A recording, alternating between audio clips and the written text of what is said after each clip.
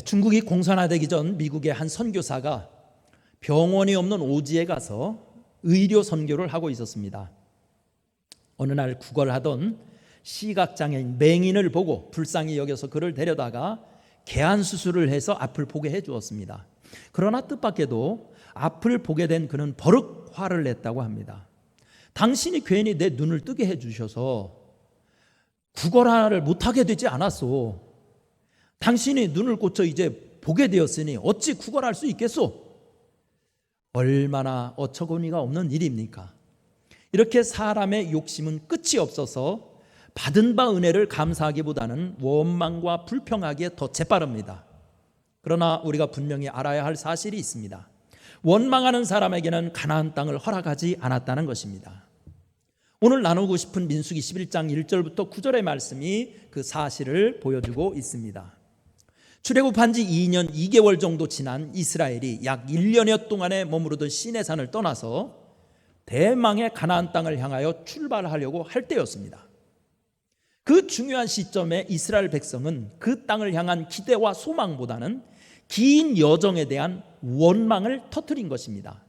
참으로 안타깝게도 그들의 원망은 이스라엘 진영의 심판에 불이 내리게 했으며 출애굽 1세대들은 가나안 땅을 밟지 못하게 되는 징계를 받게 되었던 것입니다. 우리도 신앙생활을 하다 보면 나의 기대와 계획대로 되지 않을 때 쉽게 원망하고 불평하곤 합니다. 큰 죄의식 없이 자주 토로하는 이 원망은 우리들의 축복의 행보를 가로막고 저 약속의 땅에 들어가지 못하게 함을 알아야 합니다. 그렇다면 과연 원망을 이기는 길은 무엇일까요? 원망을 이기는 길, 오늘 본문을 통해서 몇 가지로 찾아봅니다. 첫 번째, 과거의 은혜를 기억하라는 것입니다. 과거의 은혜를 기억하라. 1절 같이 읽어보겠습니다. 시작. 민수기 11장 1절 시작.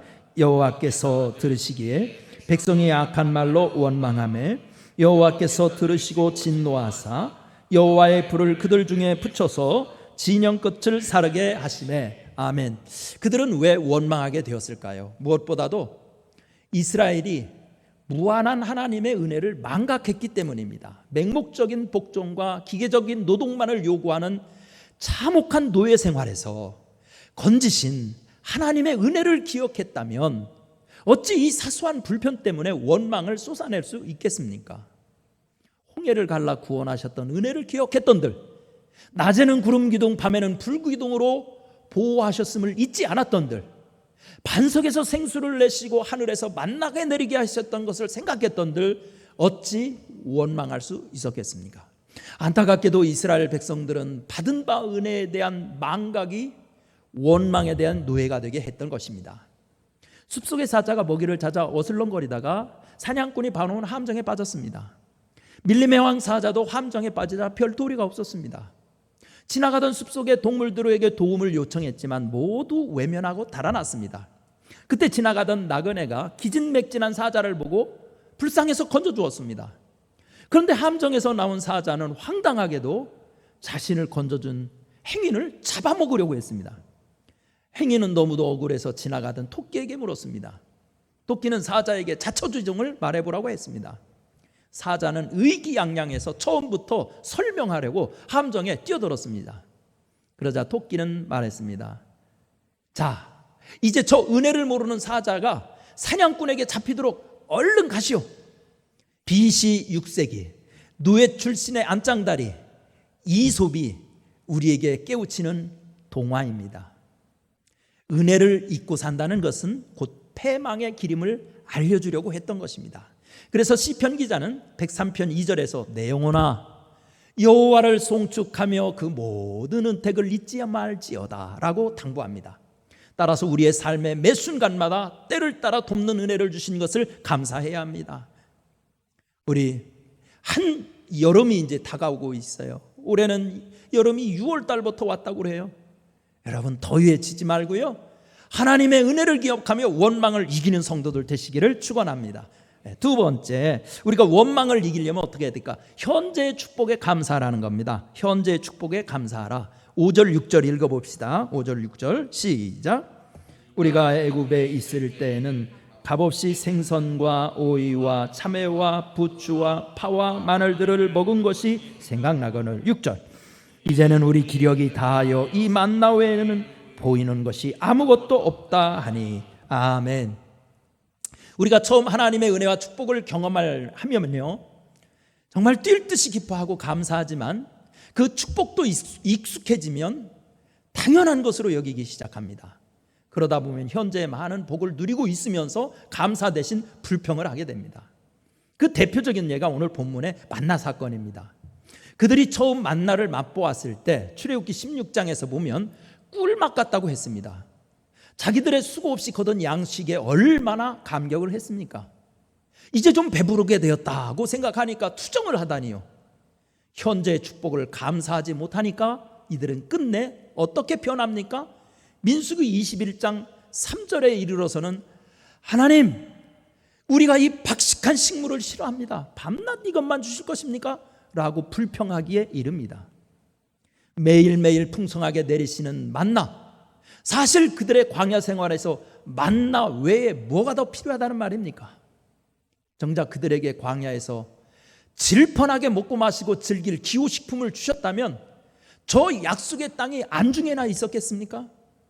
그들에게 매일 내렸던 만나의 축복을 감사하지 못했을 때 한낱 시시한 애굽에서의 먹거리에 치심하면서 불평이나 일삼는 불신앙의 사람으로 전락하게 된 것입니다. 그래서 찬송가 429장 작사자인 오트만은 세상 모든 풍파 너를 흔들어 약한 마음 낙심하게 될 때에 내려주신 주의 복을 세어보아라. 크신 복을 내가 알리라 라고 찬송하였던 것입니다. 하나님은 우리가 현재의 삶을 누리기에 충분하도록 복을 주시는 분입니다. 그러므로 지금 내 곁에 있는 가족, 교회, 직장, 환경을 감사하면서 약속의 땅 가나안 땅을 차지하는 성도들이 되시기를 간절히 축원합니다. 세 번째, 원망을 이기려면 어떻게 해야 될까요? 앞날의 인도하심을 기대하라는 겁니다. 앞날의 인도하심을 기대하라. 4절을 같이 읽어보겠습니다. 4절 시작. 그들 중에 섞여 사는 다른 인종들이 탐욕을 품음에 이스라엘 자손도 다시 울며 이르되 누가 우리에게 고기를 주어 먹게 하랴. 아멘. 이게 무슨 말입니까? 이스라엘 백성들이 탐욕에 오염되어 더 이상 미래를 꿈꾸거나 기대하지 못하는 영적 맹인들이 되었다는 이야기입니다. 그들이 왜 그렇게 된 것일까요? 그들 가운데 섞여 있던 잡족들이 문제입니다. 그래서 신앙생활에도 어울리는 사람이 중요한 것입니다. 들어야 할 소리가 따로 있지요. 잡족들의 말에 부안해동합니까? 출애굽 시에 함께 나온 잡족들의 관심은 하나님 나라의 건설이 아니었어요.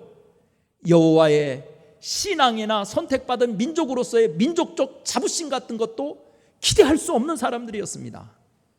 때문에 약속의 땅 가나안 땅에는 관심이 없었어요. 그들은 정작 이들의 관심은 사회 변동에 따른 신분의 변화나 경제적인 이익뿐이었습니다. 그러니 여행의 고비 때마다 불평과 원망에 섰던 것입니다. 하지만 이스라엘은 달라야 했습니다. 그들의 처신과 언행도 달라야 했습니다. 그들은 애굽에서 인도하여 내신 하나님이 어떤 분입니까? 아브라함의 하나님, 이삭의 하나님, 야곱의 하나님이 아닙니까? 때문에 그들은 하나님의 인도하심을 기대하고 믿었어야 했습니다. 기대가 없고 꿈이 없으니까 망령된 행실이 나온 것입니다. 사실 광야는 이스라엘의 최종 종착지가 아닙니다. 그렇게 광야의 고충이나 불편함이 문제될 것 없습니다. 미래의 땅 가나안 땅을 보아야 합니다. 그래야 원망을 이기고 축복받는 성도들이 될 수 있는 것입니다. 여러분도 부디 미래를 기대하는 믿음을 가지시기를 간절히 바랍니다. 지금 우리는 감사가 흉년된 세상 한복판에 서 있습니다. 혹시 내 기대만 앞세운 채 하나님의 베푸신 은혜를 망각하지는 않고 있는지요? 현재 축복에 감사하지 못하고 있는 것은 혹시 아닌지요? 하나님의 인도하심을 기대하고는 있으신가요? 우리가 은혜를 기억하고 지금의 축복에 감사하며 미래의 인도를 구한다면 우리는 모두 원망을 이기고 저 축복의 땅 가나안 땅에 들어가는 승리자들이 되게 될 것입니다.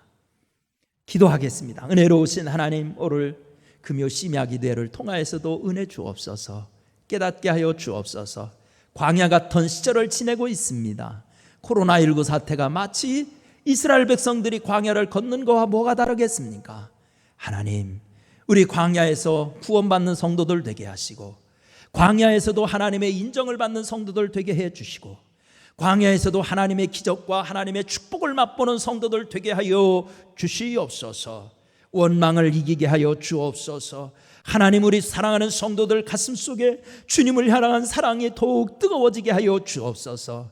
그래서 하나님, 머지않은 날 교회에서 함께 예배 드릴 때 하나님 아버지 손에 손잡고 나와 주님의 이름을 목 놓아 외쳐 부를 수 있도록 그날을 기대하게 하여 주시옵소서.